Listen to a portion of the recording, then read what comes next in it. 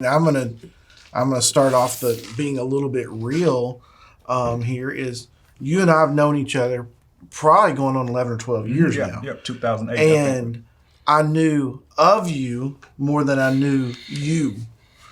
I knew what the media had said about you at times. Yeah. I knew about what the neighborhood had said about you at times. And so therefore, in my mind, I think I knew you. But I want to first off say I apologize for that, because that's totally against what I tell everyone. Right. Because I've been, especially over the last 2 years, going to church together, seeing you love on that guy experiencing homeless like no one else. I mean, I've been amazed at all that. I know you and I see your heart. And listening to any of those things, I probably judged you in 100 different ways, whether I knew it or didn't know it, and said, okay, well, Fitz is this, and Fitz is that, and Fitz is this. And it's been such a shock to my system to say, holy cow, that guy was wrong. I don't want to say fake news, but what I heard from others about you and what I see when I know you are totally different things. And I apologize for that attitude, whether it was overt or covert or whatever. And I think that's one of the things so many of us, we look at a lot of this stuff that's going on and we judge it by what we read or what we hear and not what we experience. Yeah.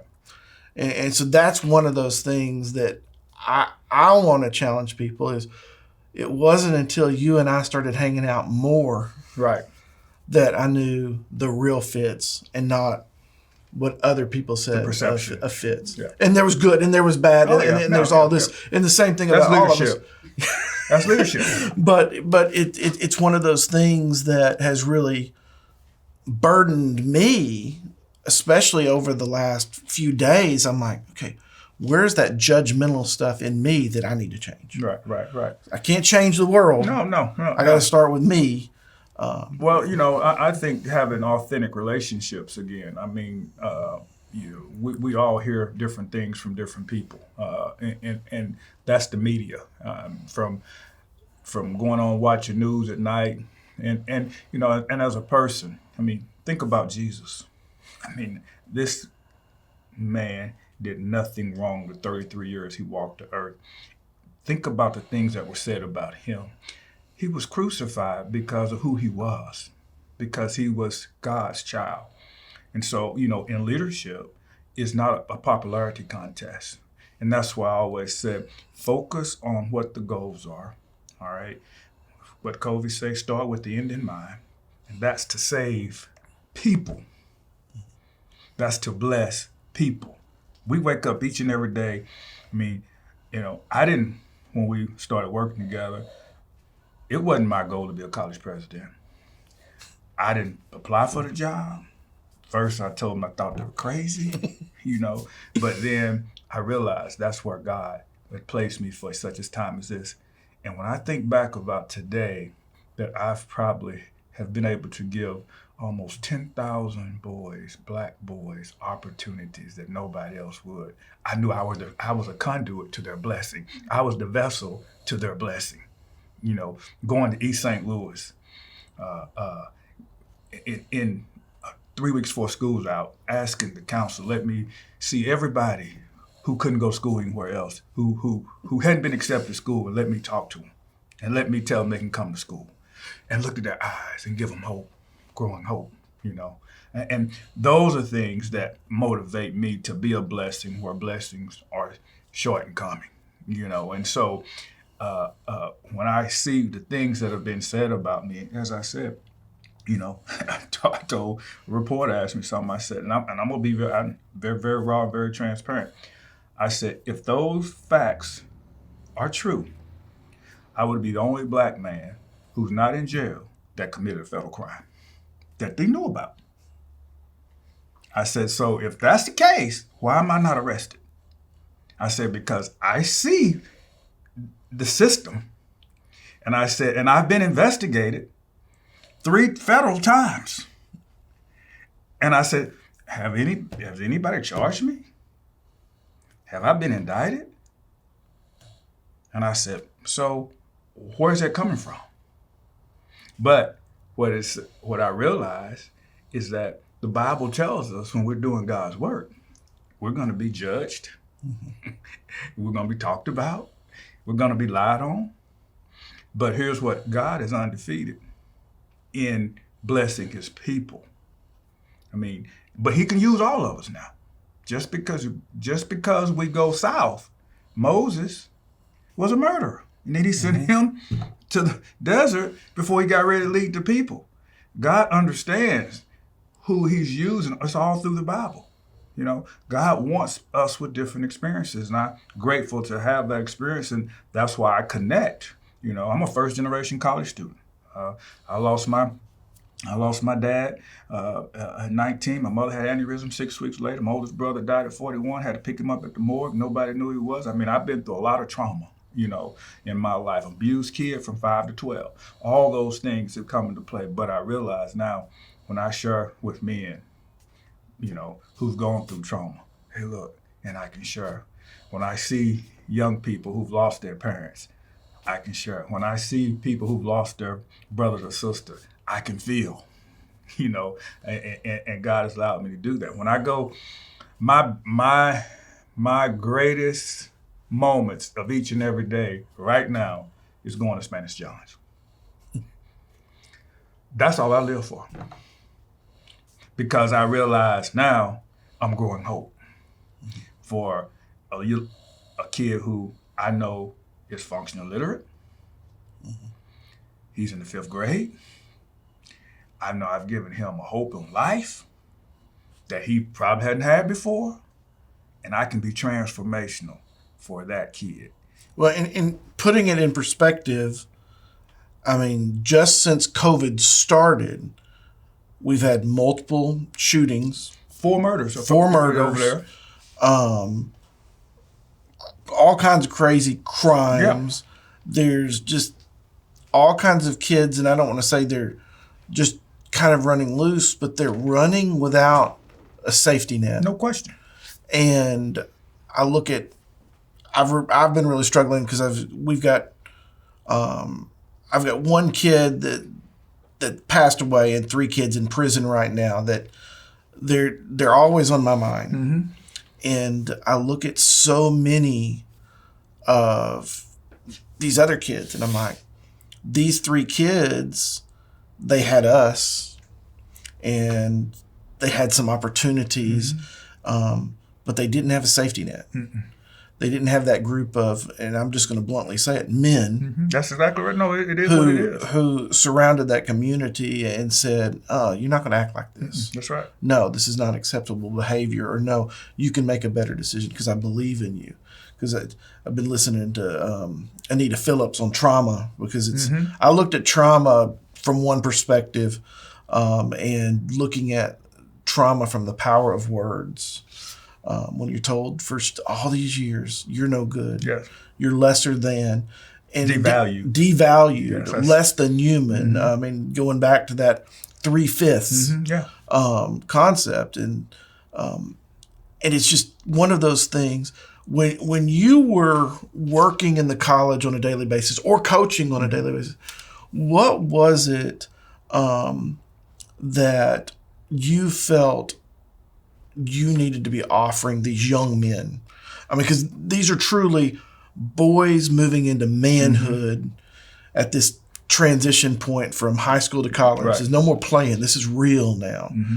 What were some of the things that, just in speaking to men out there?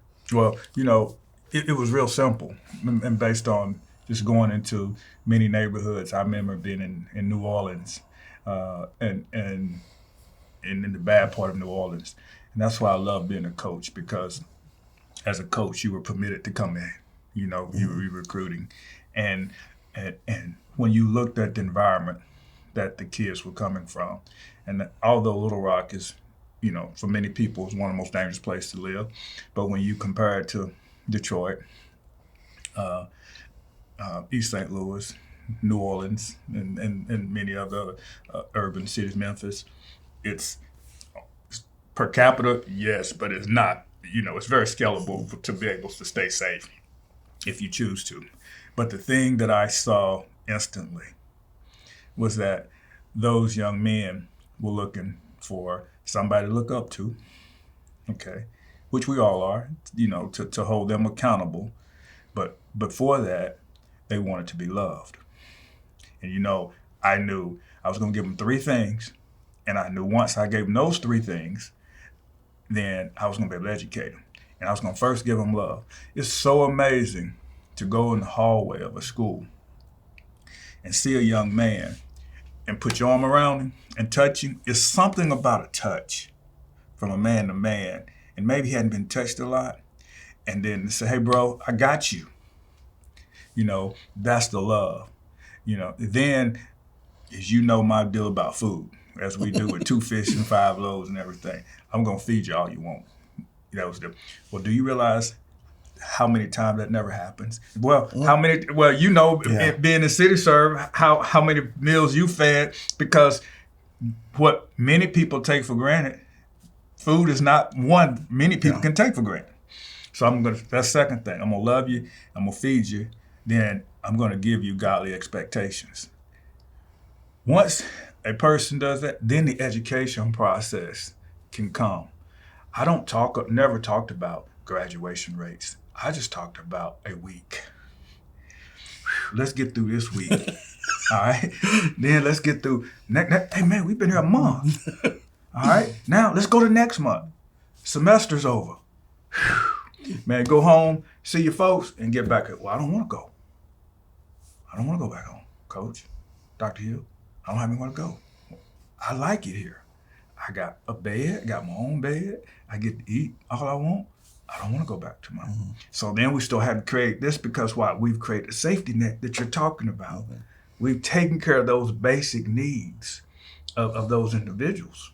And I can't tell you how many times young men from Memphis come here, he had been shot at. He's a police officer now here. And that's God not wasting an experience, Antoine Turtle, bringing him over, told me, Coach, when I sit him down and told him he had been, after serving 15 years, and his story is just phenomenal. I think one day it will be a book or a movie, and how God has protected him. And when I sit him down, because he wasn't going to class, and I told him he had to, or I wasn't going to tolerate him anymore. And he told me, he said, "You're the first black man in my life that ever asked me to do better." And, he said, "And I'm going to prove to you I can do it." He graduated, and first in his family ever to do that. Well, what it was, the love, that I was able to sit him down and talk to him first, rather than telling him to pull your pants up first. That comes a part of the process. And when people know you love them, they don't want to let you down. And I think right now we're dealing with major issues around those two things: fear and trust. And when I look at the death of George Floyd, Ahmaud in Georgia 2 or 3 weeks ago, the things that the African American community, communities of color, have now been personally experiencing that was not nationally being experienced. Technology has done that. Mm-hmm. It has exposed the evil of some people. And those experiences, though, have been collectively aggregated right now. It's kind of like a class action lawsuit. You go through and you start realizing, discovering that more people had those issues or those problems, and now it's aggregated together, and now this is where we are today. And so we need to be in prayer for our country, that those things can be addressed, and that we'll be better as a country because, our society has been educated to the ills of society. Yeah, and I think it's just super important because I grew up in Conway, in a family with resources and other things, and had a perspective of the world. And I came down here to Little Rock, right off of MLK, 17th Street, right behind your office. Yep. And just started knocking on doors. And my perspective, my judgmentalism, my thought of poverty didn't change until I started to know someone in poverty. My understanding of homeless didn't change until I knew guys that were experiencing homelessness. I think one of the things that I would love for you to share are some of the experiences your students and your athletes had seen when they entered college. Because I've got young girls that at 5 and 6 had seen their dads murdered on the streets. I mean, just crazy things. But I think it's just the post-traumatic stress syndrome of living in the neighborhoods of, talking about Detroit, the water, the basic drinking water. Drinking water. That you go to. The young man who was from Michigan, I recruited him. He had no lights, and had just come out of the judicial system. And here's the day though that really changed on September 27, 2012, at roughly 7:17 p.m. when Derek Olivier was murdered. And when I got the call, that's when I jumped up on my phone. And the next day, it was on camera. A young black man walked in, long white shirt, pulled up his shirt, pulled out his weapon, and sprayed bullets at all of our kids sitting there. It could have been a tragic day. And everybody scattered except for Derek. Derek was changing a tire. Derek turned around, he just froze. And he got hit 3 times with the bullets. Derek got up, stumbled to campus, right there as you walked up on Bishop, and fell dead and bled to death right there on campus. They had roped off the area. I see it in my mind right now. They had roped it off. And everything, when I got there, I was just numb because I could not imagine Derek, had just called his parents, was happy, come from a very strong family, mother and father, came to Arkansas Baptist College, was having the time of his life. However, this young man who walked into the community was lost. He was evil. And, we could have had 10 people killed that day. And the next day we had a memorial ceremony for Derek. And what I asked every student to stand up who had been affected by homicide within their family. I think 85 to 90% of everybody at Arkansas Baptist College stood up. And that's heartbreaking. That's exactly right. So that's the lifestyle of who, and my deal is, but where I felt, I said, Lord, thank you for allowing me to be here, because we were, in most cases, we were the only place recruiting those kids. We were the only one who gave them the opportunities to take them out of that community. And so I realized Arkansas Baptist College was bigger than me. And when I was head football coach at San Jose State, my first, a Southern Christian going to the Silicon Valley, that was like mixing oil and water, but it was the greatest experience I ever had. But I remember we were doing spring ball, and so Easter weekend came, and I said, hey, look, because I had a lot of guys from Southern California.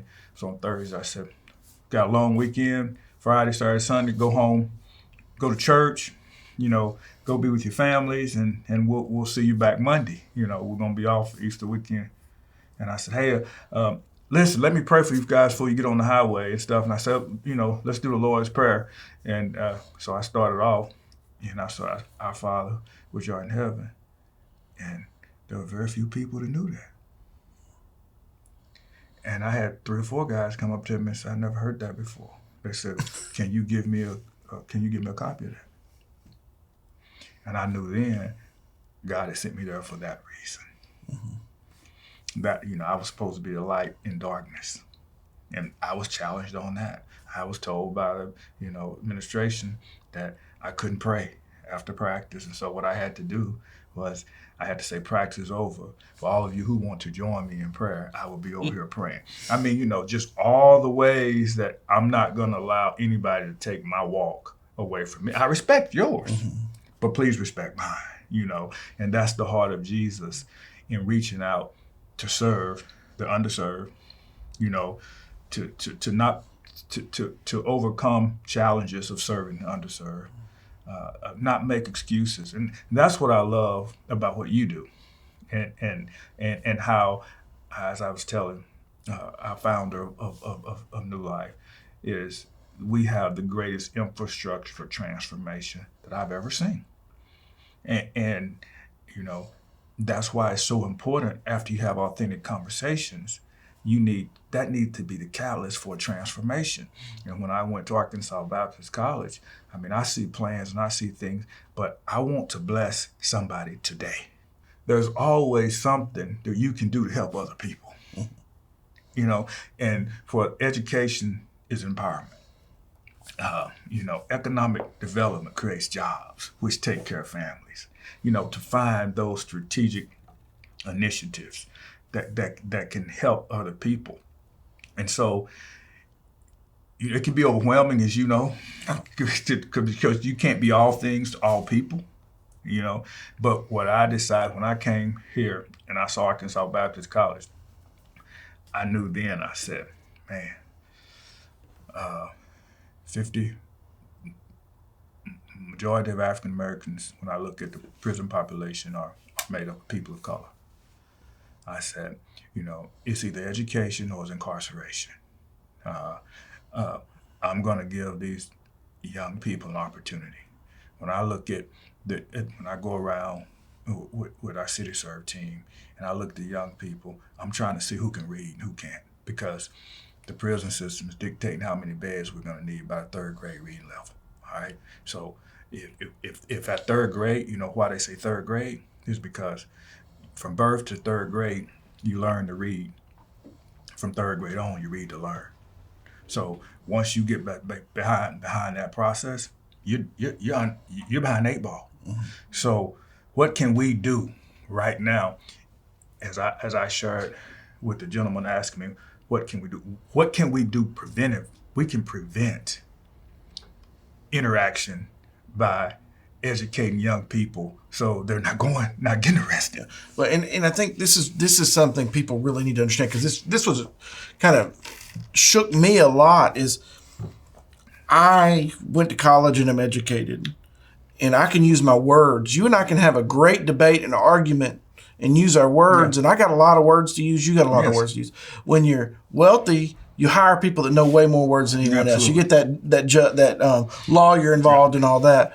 But for a kid that grows up and can't read at a 3rd grade level, you wonder why he only knows 4-letter words. Yep. And when he exhausts the only words he knows, the only way he knows how to communicate, what does he do? Fight. He fights. That's exactly right. And when you add into that, and don't let him be hungry. You're hungry. You're hungry. Then you look at every house next door to yours, and it's boarded up or burned out. So why in the world should you have any value for property? Right. And then you look at every male I know is incarcerated or gone. And then I've seen this trauma. I've seen a loved one murdered. I've experienced sexual and physical abuse at a higher level. Mm-hmm. All that. All this stuff adding up and all this trauma adding up. And then we say, well, pull your own self up. And I've seen that, and I've heard that. Well, this is America, and everybody. No, it's not. Equity is not spread across the line. And that's what we're talking about. So what we're trying to do, and that's why I want it, hey, you can play athletics here. Let's be a junior college so we don't have to tell people why they're not eligible to play. If you got a GED or a high school diploma, you can play and then you can catch up. So rather than say, oh, I can't. I remember when I was recruiting University of Arkansas and even San Jose State, and I go in to different high schools, and they didn't have the ACT score or the GPA to be able to continue their career, and then have to sit there and say you don't qualify, and to see their face, that hurt me. You just shut down their future. No question. And so now, what do you think they're supposed to do? So my deal is create access to opportunities. And that's the thing that when I look back that I love. About, man, and I know I keep saying this, but I'm just enamored with what we're able to do when I see, your warehouse and I see the content and I see your inventory of millions and millions of dollars that we're waiting to get out into the community through the churches to empower the church, to step in that gap. And love on people and support people and give people hope because when I sit there and tell a guy he's not eligible, doesn't qualify, he has no hope. And I say people with no hope smoke dope and do everything else. It goes along with where's my what do you do when you're dealing with pain? That's exactly right. You medicate. I want to take my Advil. Yeah, that's it. Well, when the pain continues and you compile it, Advil doesn't cut it anymore. No. If you got that, you got to have surgery, or something has to change. Mm-hmm. And so that's what we're trying to do in each and every instance. When we from outreach to education to economic development. I mean, when the car wash. I mean, right there on Wright Avenue in MLK in 2006, it was the most dangerous corner in Little Rock. Had 36 violent crimes. There. All right. And so, we have a decision to make, just like Spanish John, the most dangerous apartment complex in Southwest Little Rock this year. Either we can run to it or we can run from it. And, that's what I learned at the car wash. Had 36 violent crimes there. I told the boy, we need to buy it. Well, why? We're not in the car wash business. Well, here's the deal. We're not going to be in the education business too much longer if we let this become rampant in our community. We have to be aggressive in doing God's work.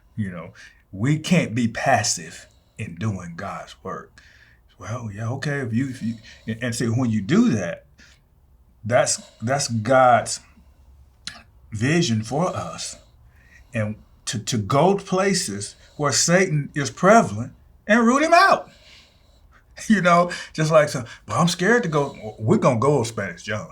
In the name of the Father, Son, and the Holy Spirit, we're going over there and we're going to ask for protection. Now, I'll call the police or whatever, but I really want to build relationships rather than go over there in a force. What's crazy, so when I showed up downtown, I was sharing on a video, Earl Williamson that lives on the corner of 17th. He was retired. He had that brick house right beside where we had that first little house. Mm-hmm. Yeah. But Earl and his daughter Connie lived there. And that was the first house I knocked the door on, asking, what can we do for you? And I think this is one of the things that everyone needs to understand. I did not grow up around poverty. I was scared to death. I had no clue what was going to be on the other side of that door when I knocked, but I knocked. Mm-hmm. Uncomfortable. And uncomfortable as you could believe. Right. And there have been times where, I've been cussed at, I've been screamed at or whatever. But people are dying to have someone want to listen to them, want to hear them, and want to do life with them. Right. And on the flip side of that, many places where I've been the only African-American in the room, I was uncomfortable. And I realized, though, I needed to speak up rather than shut up. Because if you don't speak up, you are marginalized. Now, the way to do it, the way to approach it, is through educational, enlightenment, rather than, trying to say something's wrong with somebody else. And so, and over a period of time, I became more comfortable with that. But when you look around and you see yourself sometime as the only person in that environment, as a first generation college student, and I'm trying to work my way through, and I look around and I don't see anybody else like me, that becomes, part of the way that we have to work through the process, because then it's truly the content of your character, because God has given you access to the table. So you're there for a reason, and you have qualities, and that's what I tell people. You have value, and sometimes, it's good that you look at it from that perspective, to go there and be uncomfortable and speaking up. And what I'm saying from the flip side of that, I was uncomfortable, and when something came, rather than me say, I hope I don't say the wrong thing, I say what I feel. I'm saying now it may not apply to everybody, but I'm not going to devalue myself. But you went to value somebody else because you said, how can I help you? And that's what I realized that too, that we all add value, and inclusion is so valuable to everybody, because if everybody thinks alike, somebody's not needed.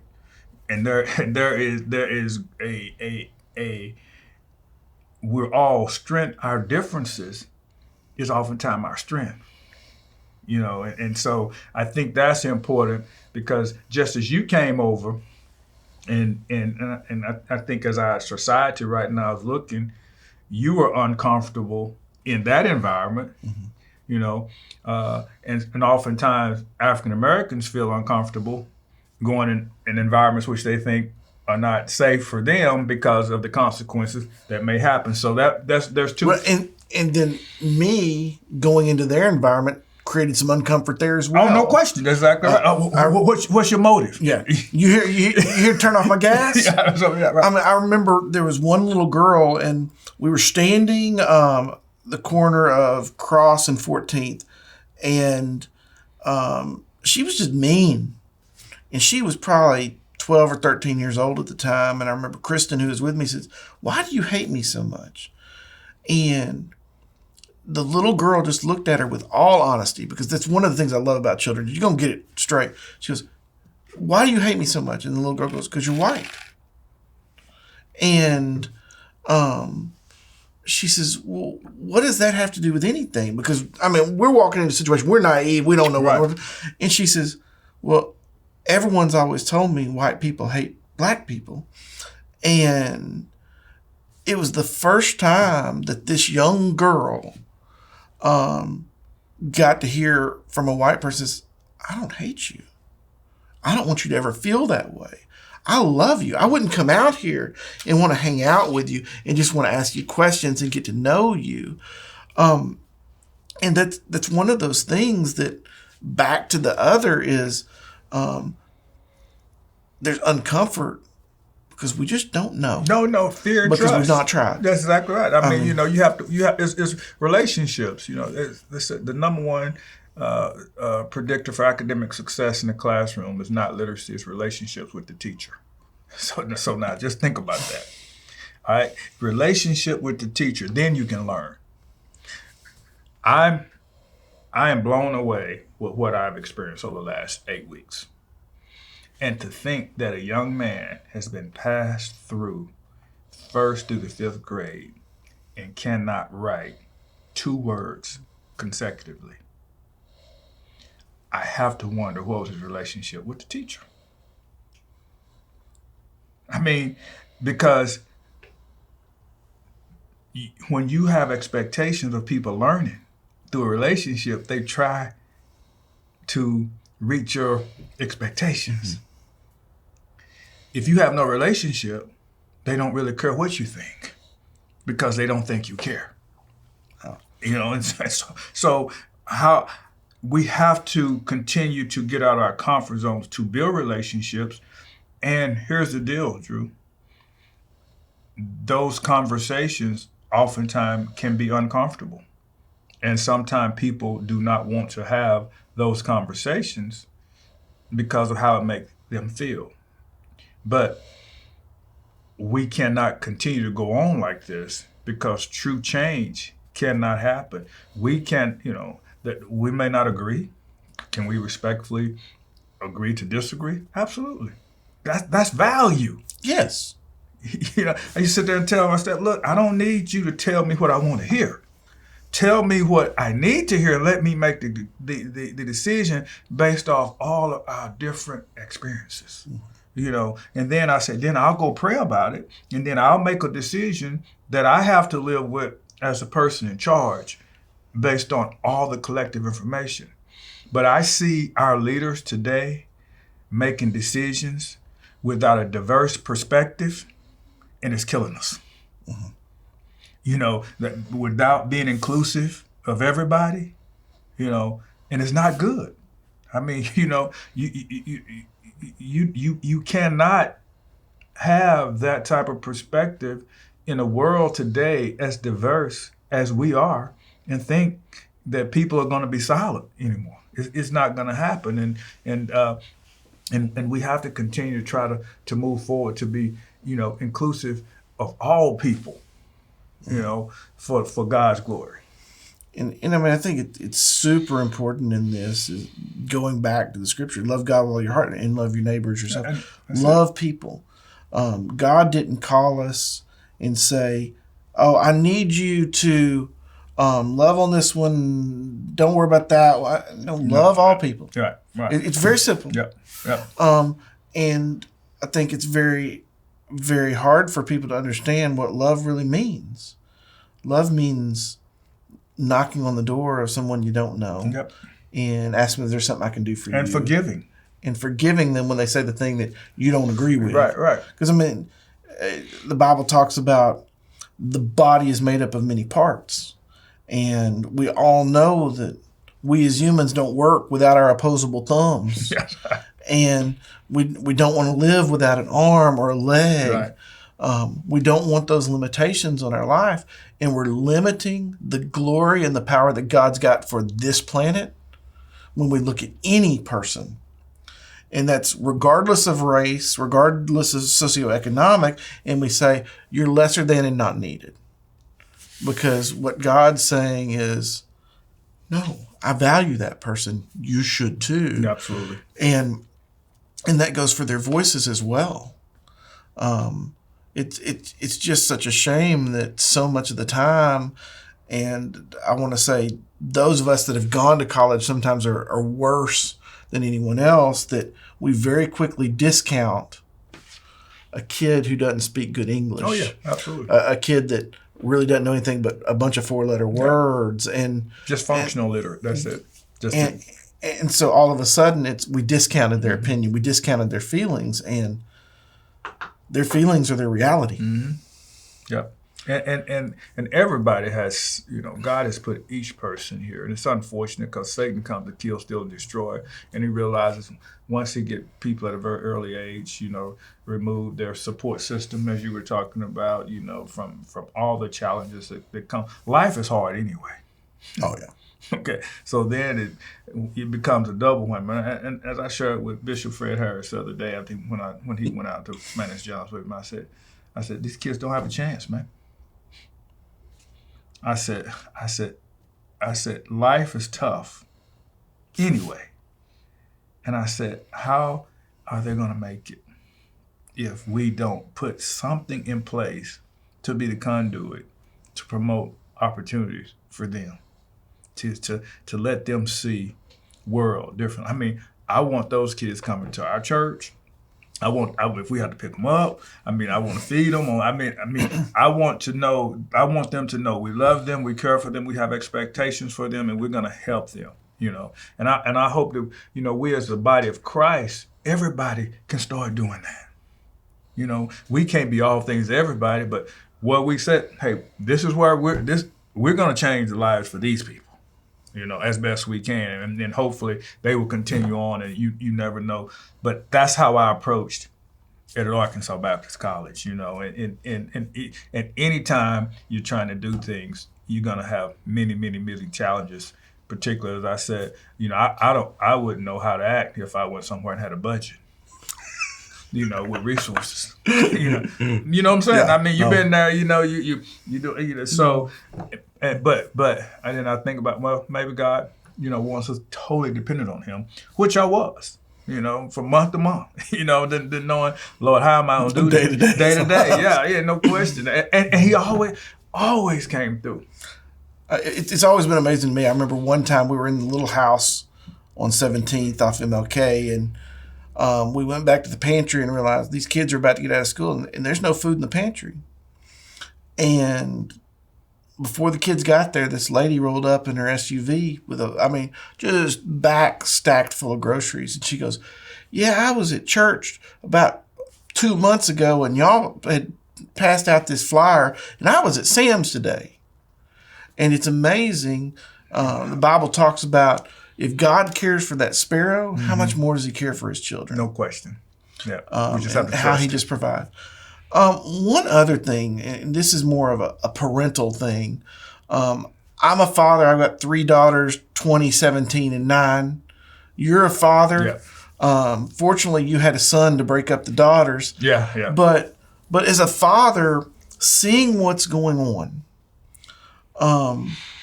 what would you tell me is important for me to communicate with my children during this time? Because, my kids have grown up around the Dream Center. My kids have not gone to private school. They're in public charter, but I wanted them to be exposed to some of the things that they're not going to get exposed to if they're overly protected in all of this. What would you tell me as a father of white children that I need to be instilling in my children so that when they're our age, they don't have to have this conversation? Right. Look at things from other people's perspectives. I think that when I hear people, talking today, I see them not having to look through the perspectives of other people's eyes, and to realize that we all have different experiences. I think that's key. Our experiences shape our perceptions, and our perceptions become our own realities, true or false. Right. So to understand that everybody does not think alike, okay? And usually if you have a person with a tainted perspective, that comes from a tainted experience. That's being taught, through the homes, as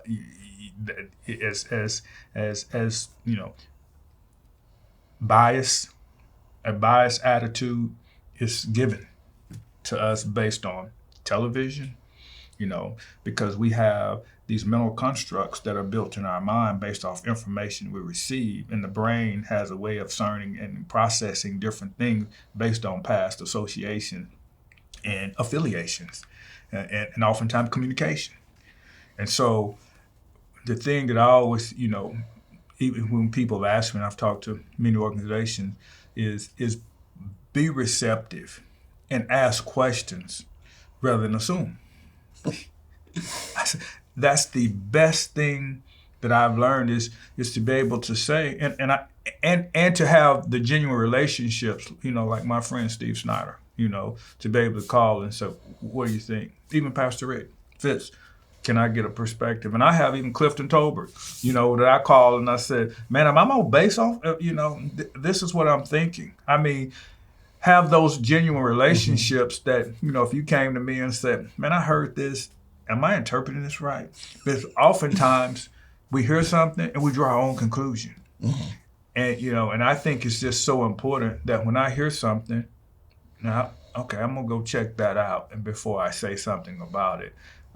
Because, stuff on social media, half of it's true and half of it's not. And you have to be very, and our kids are on it, and so they think it's law a lot of times. Oh. I read that. My 20-year-old daughter, the stuff she calls and tells me that's going on, and I'm like, what? Yeah. No. Yeah, exactly. So, what I say, trust but verify. Make sure that happens. But I think have an open mind, and if somebody's talking, just be very receptive, to, and conscientious about what's happening, and not assuming anything, because we all can learn from each other. I had a gentleman I work with and say, hey, he texted me this morning, and I said, man, thank you for mentoring me on this long and before. And I said, no, but understand, we need each other. There's things you're teaching me too. And if I have a concern, I need to be able to come to you, Drew, and say, hey, Drew, what's this? And I need you to be feel that. And we know may not be what I want to hear, but and what I tell you may not be the whole truth, but I can give you my experience. Mm-hmm. Based on my, my perception based on my experiences. So, just be, and words I like, I say is be sensitive. And not what I'm saying, sensitive where you're overly sensitive. Somebody say something, you get mad. I'm just saying, just when saying, I know, for example, right now there's a big issue on all lives matter versus Black lives matter. Well, to me, that's a sensitive issue based on history. Mm-hmm. And to Jesus, we all know that's the case. Mm-hmm. All right, but our history said that wasn't always the case in America, and that's the sensitivity nature I'm talking about, because if you had a great grandfather that was sold at 4 years old, and you realize what happened, for that situation on the plantation, and then there's a lot of history there that you're saying, well, that I didn't experience that, and so no, you didn't, and I understand that, but the sensitivity nature of me doing that is saying, hey, I'm man, that's very interesting to know about, and I'm still learning about that even myself. Yeah, Jessica has been teaching us about sympathy versus empathy for forever, and there's one kind of training that she does, and it's like when you tell me that I broke my arm, and you say, well, at least you got another one. Yeah.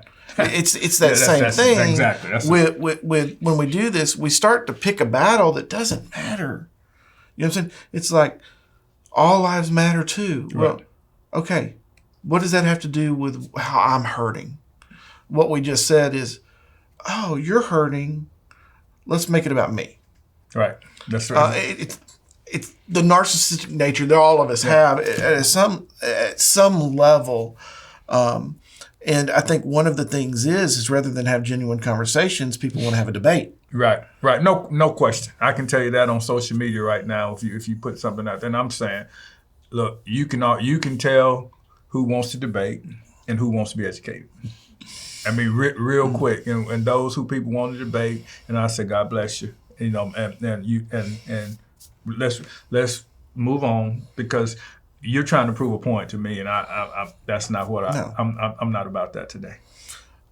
20 years ago, maybe, but not today. Well, but I think that's part of maturing. Yeah. I remember growing up. I wanted to debate. When I was in college, every professor I had, that's what he wanted to challenge, to get you to critically think, to get you to establish what's at your core versus what everyone's taught you. One of the other things that you did at Arkansas Baptist was unique with the community corrections. Yes. And this is something, because I think when we fail on the third grade reading level, when we fail to give hope to a kid that just needs that extra push to get into college and to be better, we end up with a prison population that is the largest prison population in the world for a country that's like only 4% of the world. It's crazy. Insane. And if you look in the prison system, the majority of it are minorities. Yeah. That only make up 6% of that 4%. And so I think it's very important, because everyone gives up on people. Oh yeah. No. You've hurt me, you've done this, you've done that, and you took a different approach with Arkansas Baptist. Well, Drew, to me, it's a two-headed monster that we're fighting, and you have to. It's kind of like combat. If you only put troops in one place, you're going to get flanked the other place. You're going to get taken out. I mean, that's so. So we're here with this piece that on the front end, as you said, the pipeline to prison based on education and opportunity support system. You can almost track what's going to happen based on data. The data's been pretty accurate. Then, so you got that going on. Then the reentry piece. So what I'm saying right now, a partnership with the OK program, mentoring program, 16 Goal, all things we try to do to help those kids at their very crucial stage of middle school, creating identity, puberty, and then going into, middle school, to junior high and then high school. If we can keep those individuals on the straight and narrow, then you'll have less reentry and restoration Exodus program, Restore Hope program than you have to have. But the fact that we're missing so many. And we've missed so many for so many years. For so many years. I mean, so now we have to have this program over here. And so when we went down to Houston with Paul Chapman and the Prison Entrepreneurship PEP program, and we couldn't actually start that program. But how you and I work. I told Paul, we're gonna do something. Let's try something and see, and let's just work it out. But once again, God blessed that because we were helping the people that needed it the most. And so everything started coming together. The correction warden allowed the students to board a bus every day. Those who were getting out within the next year come over and start going to class. We started transitioning kids who had never had opportunities before. They would come over, go to class in the morning, eat lunch, and they would look for it in our dining hall over there, and then work on campus. I mean, it was a deal for us. It blessed us because we didn't have to hire a maintenance crew, but then and so we gave them a free education, and I mean that's how God works. I'm sitting there. So that was our whole maintenance crew, and then we had guys who could do plumbing, who could paint, the adult education. They built that whole inside facility. I mean, and I started looking at that would have cost, I don't know how much money, but we gave them a free education to be able to do that. And then we changed their lives. And today, when I see, Dr. Hill, you don't know what you did for me. Nobody had given me an opportunity. And I've gone on some working in engineering and stuff now, or electricity, because of their background and what they're able to do. But what did? We loved them. We fed them. And we gave them godly expectations. And that's the first time that's their support system. That's their support network you're talking about. And listen, God gives us, grace. And he's given Fitz Hill grace. Grace is not made to come to you, it's made to go through you. And so that's why when we can bless people, that's what we're called to do. And so God is the judge. He's the judge. The world is his court. We're called to love. And so when I get an opportunity to show God's love to whoever, that's what we're called to do. And then to be able to bless people, I think God will shower you with more blessings to be able to continue blessings. And that's what's exciting about, what we can do this summer, during very challenging time, dealing with the virus and what we're dealing with our country right now. In crisis, there are great opportunities. And I see us to be able to have that right now to take this conversation and lead towards transformation.